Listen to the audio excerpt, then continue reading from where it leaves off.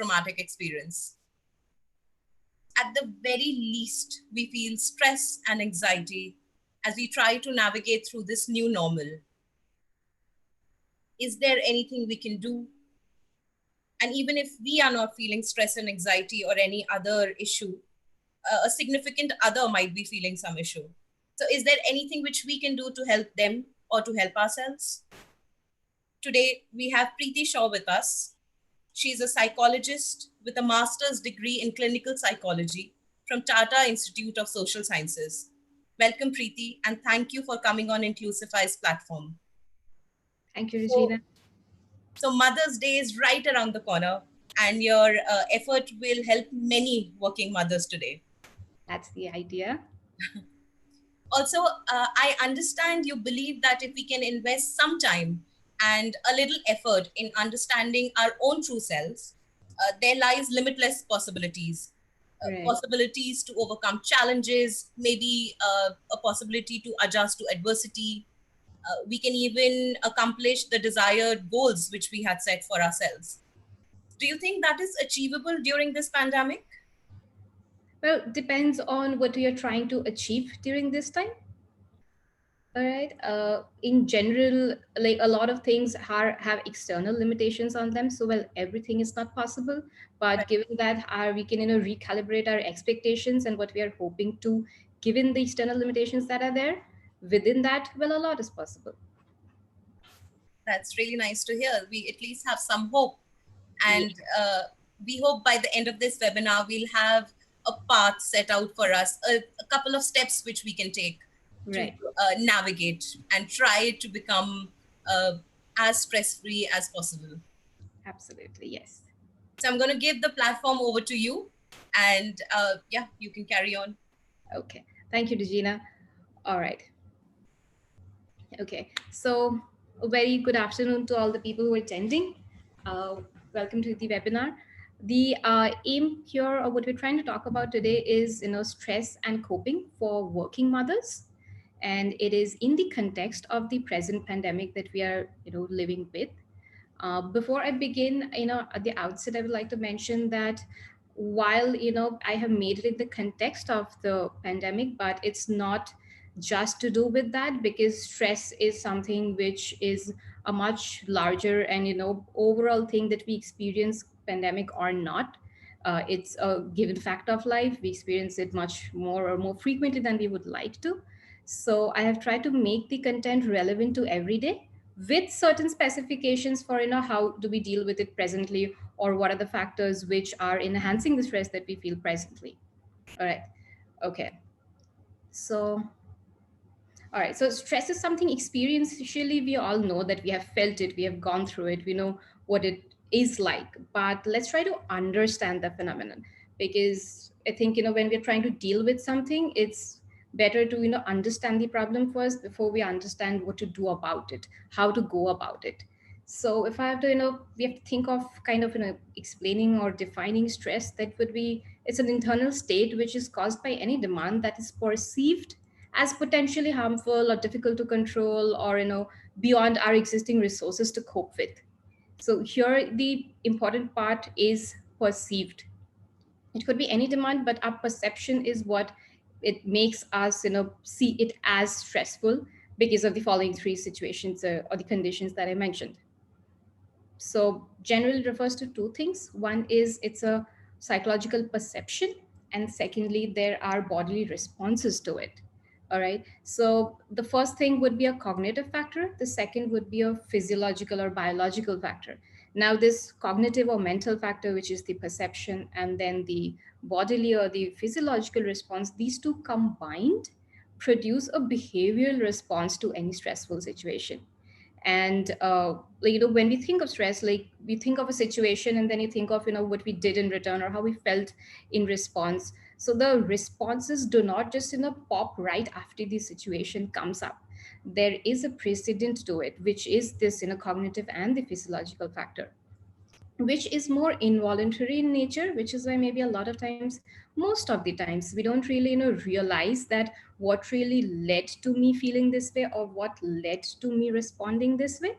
But if we, like I had said, if we invest a little time and get to understand our own self, with time we'll be more aware that what are these cognitive factors that led to us responding in that manner, and also the physiological responses that the body produces. Some of them are recognizable, some of them not so much, because well, biology we don't have much of control over, but still we can be aware of it. And while we maneuver through the cognitive factor and the behavioral factor, you can indirectly impact the bodily responses as well. Okay. Just shortly going through, what are stressors? Well, it's any demand that brings about that perception of stress. There are various types of stresses. It can be physical, it can be social, it can be environmental. When we talk about physical, we're talking about, like illnesses or extreme temperatures or some kind of an accident or something on those lines. Social would be, well, financial stresses or relationship problems. Environmental would be pollution and so on. So that was about types of stressors. This is about types of stress. So there are primarily two kinds of stress. Stress is not always bad. There's something called good stress as well, which we call eustress. It's largely beneficial for us. It helps us, stay motivated, energetic. It helps us in our performance. And for a lot of people, this eustress is also, felt as excitement. It's We feel this when there is something new, something which we see of as an opportunity, and something which makes us up. It has an approaching pull towards, like we approach that rather than avoid it, or rather than getting turned off or feeling threatened by it. For example, it would be something like a promotion or a raise. It's something that does bring about a certain angle aspect of stress, but it's something that we look forward to. There isn't a fear, or there isn't a avoidance or hesitation that comes about because of this.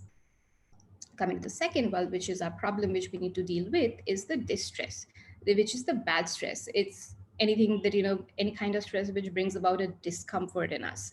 Okay, it causes you to be anxious, causes you to be worried, it causes, and it impedes our performance, because all the stress, anxiety, worry, these negative feelings are, they kind of impede on our rationality or our logical thinking or our solution focused thinking.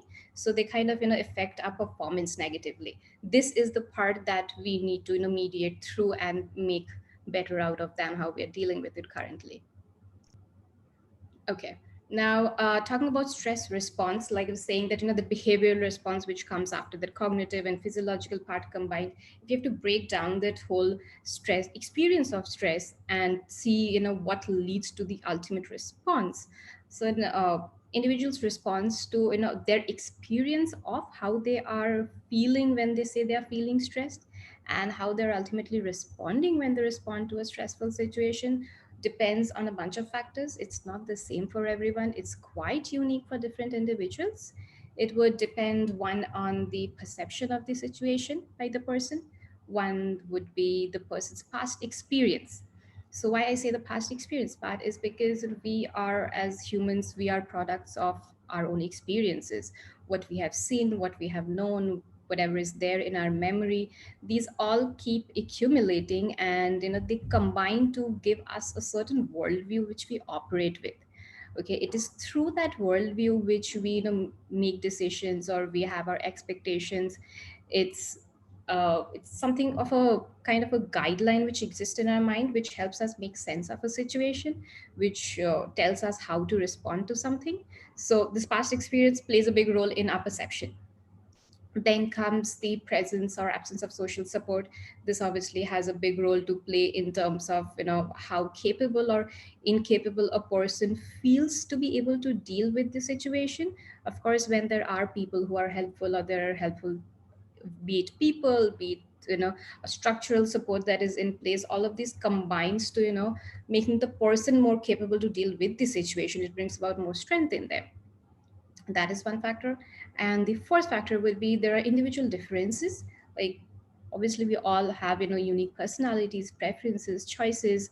So there are, of course, differences as to how we respond, a general trend to respond to situations in a certain way. So the same thing applies to stress as well, that different individuals have different manner in which they approach a situation, and thereby even stressful situations.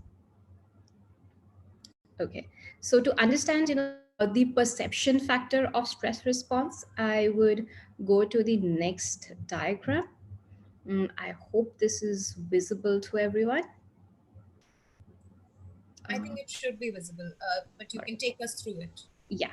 Okay. So this talks about the how the perception process goes. So let's say when we are exposed to a stressor, a stressful situation, there comes a first level of appraisal or evaluating the situation. If we look at the situation as something which has scope for some gain or scope for some growth or some way that we can benefit from the situation, if that is the primary outlook, it is looked at as a challenge. The idea, the perception is that okay, this is a challenging situation. Alternatively, if we think of the situation as harmful, or we are set to lose something in there, if there are these negative appraisals or evaluations related, it brings about a sense of threat, that then we think of the situation that oh, this is a threatening situation. When that happens, if it is a challenging situation, we are on a healthy path, it's fine. Because in a challenging situation, there's also this perception that we think that our resources are enough to deal with the situation that we are facing. Whereas in a threat, this negative perception comes because of lack of that confidence that okay, I can do whatever is required, or which is why the threat is there. So when we think of it as when we think of it in a negative sense, when we are set to lose something or there's a sense of harm that's there, there comes a secondary evaluation that is more specifically about that okay, what can I do about this? Are there enough resources at my end to cope with this effectively? Yes. Or if not so effectively. So while we have that perception of threat, or the secondary appraisal, if that says that okay, no, I have enough resources to deal with this even though threatening situation, the threat perception is relatively low, even though threatening, but I know what to do about it. Whereas on the other hand, if we feel we lack the resources to cope with this threatening situation, that is when it goes to a high threat perception. And that is where it leads to a sequence of further negative events, and it eventually forms a loop, and which I'll go to just next. Okay, so here we spoke about basically two levels of appraisal, which talks about the primarily the perception part, which I was saying. I'll move over to how it further goes on to other consequences and forms a loop now. We would call this the stress cycle. Okay. Mm, okay, so this is firstly, this is called the distress cycle. This is what we would want to avoid, but which is what happens to a lot of us. That is, whenever there are these stressors which we face, there would be a overwhelmingness, because either we are lacking the resources, else even if the resources are there, but we are overestimating the threat, and thereby it's not matching with our coping capacities or the ideas that we have as to what can we do in this given situation. So that overwhelmingness leads to what is being called here as stress overload. All right, when there is a stress overload, it goes to the there are these immediate effects that follow. It could be behavioral, biological, emotional, cognitive. uh, like mainly I would talk about the emotional and the cognitive effects. Emotional would be you feel irritable, you feel anxious, you feel angry, you feel upset. And cognitively it would be it sets off a chain of negative thoughts, and which doesn't really help or add in anything in a positive manner. There are also biological effects, like over time, if this continues for long, immediately it also creates a BP problem or hypertension, or on those lines. And so these are the immediate effects, which, if continued for long, or if it keeps happening frequently, that is, let's say, frequently, whenever a stressful situation comes up, I get overwhelmed and I go through these, that, I feel irritable, or like, I have a lot of negative thoughts and I get angry, or my, blood pressure spikes.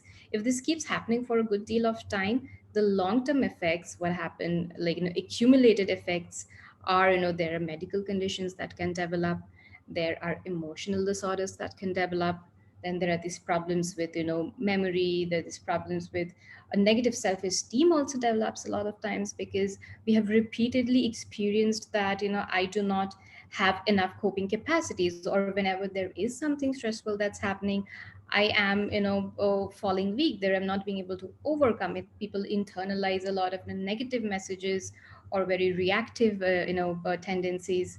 So this then accumulates and comes to this, the overall feeling that, or the overall cost that is there, is decreased productivity, decreased enjoyment. It affects our communication. Overall, it has a very negative impact on your everyday life. And probably this, arrow is not visible here, but this overall cost that is written here, there's an arrow which is going out from the right corner of it. It goes up and it basically, adds to the stresses. So that is a loop that forms there. This overall cost which affects our everyday life, it goes and adds in the everyday stresses that are there. Right, and that loop just intensifies and it just gets worse. Now, which is why this is the distress cycle. This is how it occurs when we are not being able to deal with the situation functionally. We'll go to what needs to be done to adapt to the situation in a healthy and in a functional manner. So this is what we call the wellness cycle. All right. In the wellness cycle, well, there could be the similar stresses like it was there in the last diagram, but in response, rather than getting overwhelmed, rather than having dysfunctional responses, if we can give healthy adaptive responses, then the immediate effects are different. Okay, here we have spoken about techniques and skills rather than just the immediate effects, because the idea is you need to know that why is it different this time, why is it not perpetuating the stress that is there. So there are sort of adaptive behaviors, okay, which would be time management, assertiveness training, stress management, regulating your own emotions, then taking better care of your physical health, be it through nutrition, be it through exercise, etc. And the last one is emotional regulation, what I said in terms of the adaptive behaviors. So if we can have a set of skills or techniques that we know which are to be employed whenever we are facing a stressful situation, that is where we can change the course of the cycle, and it brings about a set of positive effects then. Okay, like wherever, like you can see that it impacts your self-esteem positively, your self-confidence, your health is better, your mental health is better. We are more resilient basically. So this cycle does not actually talk about the fact that it's not like there is no stress if we are going through this cycle. Of course there is stress, like it was there to begin with in the last cycle, but our responses to a stressful situation are different.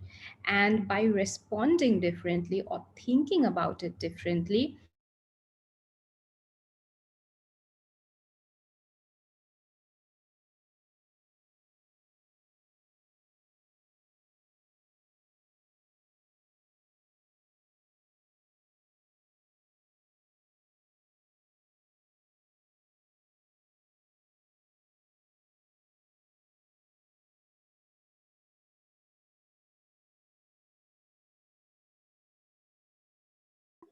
actually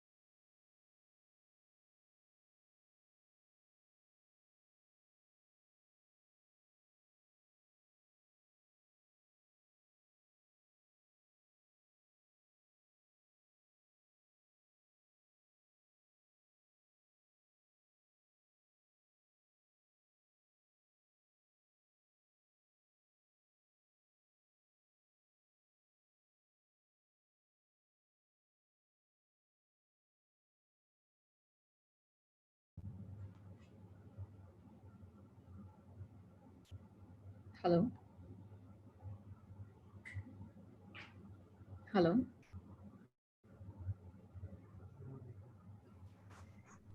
Hi Preeti, we can hear you now.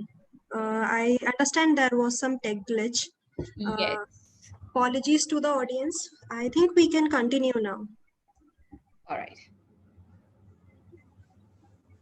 Okay, I think the slide is visible. Yes, Okay. All right. So, like I was talking about the fact that, we need to replace the distress cycle with the stress cycle, and that basically happens by, giving well adapted responses to a stressful situation, and we can then, mediate the further consequences that happen, or the how it impacts our life or lifestyle. For which then I will go to the next slide. Okay. Here we'll be talking about coping skills. So what I have been talking about all this while basically is about that, just what we spoke about in the last slide was that, we need to give more adaptive and healthier responses. So the first thing would be to do, is to recognize, that is to recognize that, what is causing the stress overload. Stress is fine, like we said, in there good stress, there's bad stress, and also that, all kind of stress does not necessarily have to, lead to something that is distressing. So we need to realize when is it over stressing. Okay. And being a working mother, obviously, handling your work and then, duties at home with a child, it can very easily get, a lot. So it's important to be well aware of which is that tipping point, or there could be multiple, that where are those points where, you're feeling like, okay, this is getting too much, where it's going beyond your natural or normal coping capacity. So first step is awareness. Second would be to have a schedule. So once we have recognized the point, which, recognize the points, plural probably, where, it's getting too much for us, it's important to have a schedule, that is, to plan, to prioritize, to have, to stick to a routine somewhere. And it's the reason it's important is because, and especially now that we are working from home, it, it's very easy to get distracted, or it's very easy to, get, into something else than what we have thought of. There would be, people who would be expecting or demanding things from your child, because for them it might be, difficult to have that sense of discipline if it is not instilled, or if it is not planned and put out there in a well structured manner. And when we think about, having a schedule, or, establishing a plan that we have to stick to, with a set of priorities there, we also need to, build a good set of barriers against interruptions. That is, having some house rules, sort of, that okay, this is the time that I do this and the child does that, and maybe your partner is doing something else. And having that rule in place that, unless very necessary, no one gets into the other person's space. And well, of course there would be, exclusions if required, but at least, making it clear to the child that you stick to what you are doing, and I do this for the time being. All right. And okay, so from there comes also the next part, that is about, sharing the workload. So when we talk about sharing the workload, this probably is one of the biggest ways how we can tackle the situation, and one of the biggest reasons what contributes to the present stress that people are feeling. So there would be your partner, there would be your family members, depends on the age of your child. If they are grown up enough, there are some things which even they can do. So it's important to, distribute everything amongst people, and do it all together, in whichever capacity whoever can contribute. It's quite naturalized and internalized amongst women in our culture, in our country, mostly, not everyone though, but mostly, to, to assume all the roles themselves, to have to do the idea that okay, I have to do all of this. That's not necessary. And secondly, that's not even possible right now, because right now there's too much going on. And in general, there is a clear distinction between, your role at office, that shift, and then your role at home. But right now that distinction does not, is not that visibly present, which is why it's important, like if saying in the, schedule things and plan things part, that you need to make that distinction visible. You have to assert that and make sure that is in place and it's operational. And secondly, because like now the, the shift or that role of a working person is kind of intermingling with the role of a mother, of a person who also has duties at home. There has to be a redistribution of how it was done earlier, as opposed to how it will be done now. And when we talk about sharing the load also, we have to make sure that it's being spelled out clearly. The assumption that, okay, someone will read your mind, they'll just volunteer to help. Oh, okay, it'll just just randomly saying that, okay, I wish there was someone to help, rather than saying that I wish there was someone to help. Spell it out clearly. I need help with this, or can you do this at that point of time? Be specific about what you want help with, and also be assertive about it. Do not be hesitant, or do not be doubtful when you're asking for help, because you have every right to ask for help, and that's just it. There's no thinking beyond that. Okay, there's nothing necessary to be thought beyond that, because you clearly are doing a lot altogether, and that's most of the time humanly not possible to assume all of the roles together. Coming to the fourth point about a working mother's guilt. All right, so this is another big one. All right, it is mostly a global phenomenon, but also very much present, a little bit tends to be more probably in our culture, because there is quite a gender stereotype that operates. There are very gendered roles that women are expected to perform and men are expected to perform. So even if women have certain other goals and roles that they want for their own selves, those the socio culturally sanctioned and kind of imposed roles that pre-exist end up taking precedence in our mind somewhere. And even if there are times, which a lot of times we try to make an active effort to step out of that and do things our way, have our set of priorities, but somewhere those the social cultural expectations, they just have been there for so long, and they're so well ingrained that it just gets to your mind.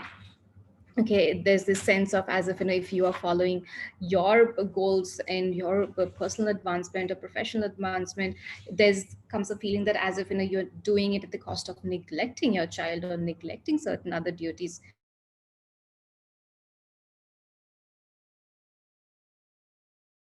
which your mind internalizing the gender stereotypes that's speaking. Okay. Also, hello, hello. We are able to listen to you. Okay, I just got a internet connection warning something. I was just again scared whether it's working or not. Okay, so along with the guilt side, other things that add are that mm, mothers a lot of times themselves hold very high expectations for their own selves, or if there are small mistakes or small things that they cannot do, which they had earlier planned, but just couldn't find the time to do it, or in the larger scheme of trying to balance everything within a given span of time, they had to let go of few of things, and that brings about a lot of ill feeling that, oh, I could not manage. Okay, now the thing about guilt is it stems from a sense of obligation. Okay, that we all feel guilt, and it comes from a sense of obligation about what is owed to whom. That it comes from a feeling that not having done something that we believe we should have. All right, now that is something that essentially makes us human. But having an awareness of what I ought to do or what is owed to whom, that brings about a social connect. Okay, but while that is what makes us essentially social beings, do not let that become a reason or a mechanism of repression. All right, we do not always have to put in these very extreme shoulds and shoulds nots on us, that I should have done this, I should have done that. We just go with the flow at times, because it's in reality it happens so that a lot of times the expectations or the goals that we set for ourselves are just too high. Okay, that it's not probably, and that just builds us up for a sense of, or a perceived sense of failure, because we set the bar too high in the first place. Now, and in this part of working mother's guilt, I really want to tell people that you should take some time and you should acknowledge and be proud of what you are doing rather than being apologetic for it. All right. Now, and also the thing that a lot of mothers do a lot of things differently. Like we're saying, personalities are different, our choices, preferences are different. So obviously, some mothers would be better at something, some other mothers would not be better at something. So there's no one way to do the right thing, and whether you're doing a good enough job or not, you do what works for you, you do what suits you, and no one knows your children better than you yourself. So have that faith in yourself as well, that you are making the right choice for yourself and your family and your child, and don't let yourself second guess it. Okay. Coming to the next point, that is, there is no one way to do the right thing. This borrows from the idea of comparison that I was talking about, or setting the bar too high that I was talking about. That is, we see others, we see them do things a certain way, and it looks nice, it looks great, it looks the ideal way. And then we find ourselves thinking, I wish I could do it that way. Or like we tend to underestimate how we did something similar, or how we tackled that situation. Well, that is absolutely unnecessary, and I would also say not very relevant, because how someone else is doing something is how it works for them.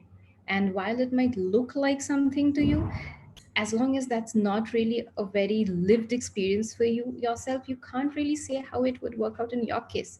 So you would rather focus on your own lived experience, and take it from there, and have that faith that whatever way. And also about the planning part, that when we have a certain thing planned a certain way, for some reason if you cannot do it that way, it's all right, there's always another way. We can always improvise, we can always do things some other way, and without having that sense of failure that okay, I could not do it how it was planned. You do not have to stick to exactly how you thought it should be done. As long as you get it done, that's all right, that's a job done good enough. Which brings me then to the next point, that is aiming for the good enough. So when I'm saying that setting the bar too high, a lot of times when we set the bar too high, it's obviously you're setting yourself up for failure. That when we have ideal, when we want to be the ideal mother, or this the super mom kind, who does everything, accomplishes everything that they had thought of. But that's the ideal. All right, the ideal is something which is elusive, which is what we aim to achieve. But well, there's a reason why it's called ideal and not real. So try to give yourself that space where, while thinking of improving, while thinking of being better, or having a scope for betterment, also being content with where you are and how you are doing something. So as long as it's good enough, it's fine. And this good enough also has a relevance to the share the load part. That is, a lot of mothers are not very used to the idea of having other people in the house help them with the chores, or help them with other child rearing duties. And in a way, while they have gotten used to it, it also gives them a sense of control and power over how things are run in the household. Okay, which might be difficult to begin with, to share or to let go of. But believe me, it's going to work out in a positive manner for you, for your children, for your family overall. Because, and also sharing that control or power with your partners or with your family members brings about at times a fear of that, okay, if what if they don't do it as well as I can do it, or they don't know how to do it, how will they do it? Okay, I need to micromanage, I need to oversee even if I delegate it to them. Well, that's not necessary. It's not necessary that they have to do it perfectly, or they have to do it exactly the way you do it. Like I said, there's no one way to get it right. As long as they are just doing it, it's getting done. As long as your children are nurtured and safe, it's good enough. And that's it. We don't have to master everything at every point of time. Okay. The decision making part, this is a small point about small decisions. So a lot of times, we spend too much time, or a disproportionate amount of time, over small things. So make quick decisions about small things. This also comes in line with prioritizing. If you see in your list of priorities, if some things are quite on the lower side than on the higher one, there doesn't make much sense spending too much time on them. You can just cover them up quickly. Okay. Coming to the second last point, which is about fostering independence. So presently, the time that we're living in, because I spoke about the importance of having a schedule, having a plan, having your work slotted out in a specific time and a specific space, maybe where you do not want interruptions, where you do not want to play any other role for that duration. So what happens to your child at that point? Well, schedule activities for them as well. They might have school, they might have their studies, they might have some hobbies that they engage in, anything, but schedule things for them and just leave them with that. You, as a parent, as a mother, you do not need to constantly be in and around them to help them with things. And while that might be the initial origin impulse, that might also be what the child expects or demands. And it might feel it's very easy to give into that, again, because the ideas of neglect and the ideas of not doing good enough or not being there for them enough, all those might creep in. But trust me, when you foster independence, when you help them and let them live by their own selves, make their own decisions for a while, even if it's just a few hours that they just wear by themselves without having to come to you for something, it's something, a very good quality that you are rearing in them for the long run. It's not just for the now. Lastly, coming to the point of me time. Well, this might sound utopian given that there's so much to do at that moment that it barely leaves you time to do everything. How will you even find time to do something for yourself? Well, it's very, very important. It is not selfish, it is not something which is neglectful or unnecessary. It's preventive health. You need to take out time for your own self, pay attention to your own self. And taking out time for yourself, again, does not have to become a chore that you have to have something exactly planned. It can just be a time which you have cut out, which is not denoted for anything, that is just there, that time space. You can do whatever you want with it, you can do nothing with it. But do have those times when it's not specifically denoted for anything, where you're free to do whatever you want.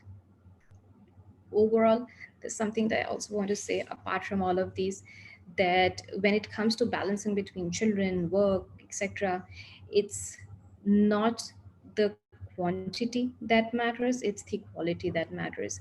It does not matter if you do not have a lot of time that you can spend with your child, but as long as the time that you're spending, you are being emotionally available, that you're not worried and distracted and trying to multitask, just even a small amount of time, but which is quality time, would be which is amply beneficial for your child. So do not feel guilty about not having too much time, as long as you have just the right amount of time, and which you can connect with them. Okay, thank you so much for that session. I think at the very least, we are able to understand what are the little steps we can take to cope.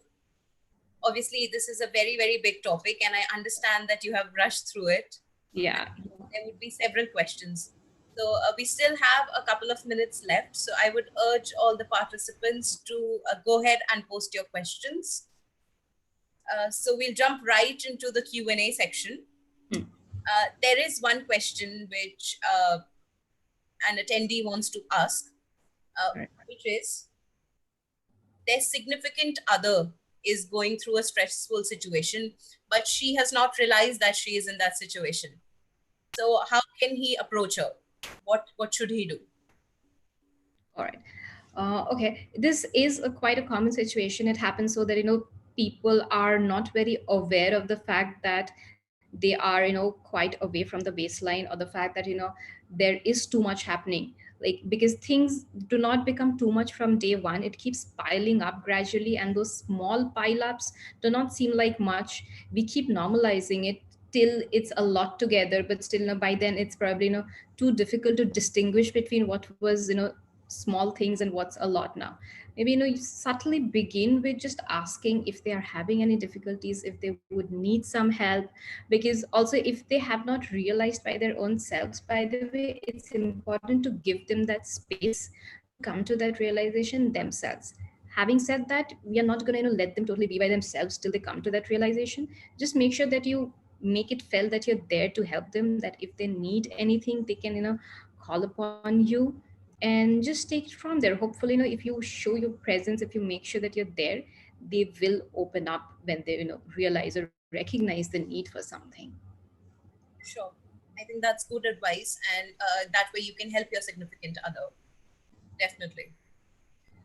We do have another question. She's a mother from Philippines, and she wants to know stress management. How can she do stress management in the current situation? So if you can just give her a couple of pointers, quick pointers, that would be helpful. Okay, so see, just the last, set of the coping skills that we discussed would be things that if you can try and employ in some way in your daily schedule. It does not have to be all of them. It could be just some of them. Maybe you could, begin with having a schedule. The reason I'm going back and forth back to the schedule part is because it's important. It's just, it's very easy to kind of, get caught up in the web of things, because it's too much to manage together. There needs to be distinction between your various roles that you play, or various things that are to be accomplished in a given day, and sticking to it, and making sure everyone else in the house is also aware of what are they supposed to do at a given point of time, so that they can also stick to their part, which by the way allows you the time to stick to your agendas. And also setting the bar appropriately right now, because obviously we are operating at a very different world right now than what it used to be. Obviously it's more than natural to not be able to accomplish as much as we could back then, so recalibrating your own expectations as well. Right. So we'll be taking the last question for this session, but any questions which are left unanswered will be answered after the webinar in the form of a post. So I would still urge all the attendees to post any question which you have. So the last question for this session is, and this is a interesting one and it's quite relevant.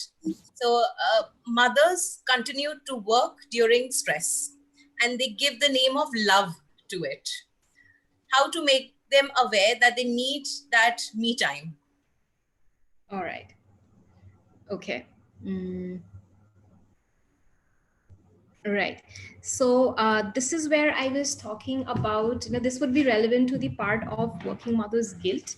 All right. That the roles and expectations from ourselves that we have internalized because of the sociocultural situation, the context that we live within, that a lot of that is expected from a mother is kind of made mandatory from her.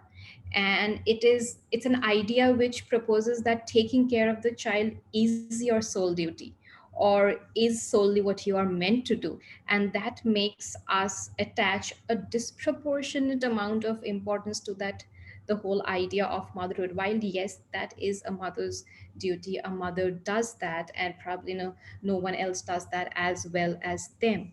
But it's not the only thing that they do. It's not the only thing probably they want for themselves. It does not even have to be just working mothers. Even mothers who stay at home, they can have things, priorities or hopes for their own selves, which are just individual goals, which have nothing to do with their identity of being a mother. So attaching equal importance to that, attaching equal importance to your individual self, which is besides that role of the mother, and having attaching that importance would hopefully help you be able to look at your day and time in that perspective, where you then take out time for other things which are also important to you. Right. So thank you so much for joining us today. And this session was quite needed and very helpful. Thank you for giving us your time and taking us through the whole PPT and giving us more knowledge, definitely. Thank you, Regina. Thank you. And I would urge all the attendees and you as well to keep notice of our social media channels, because we'll be coming up with more relevant topics for everybody around. Yeah.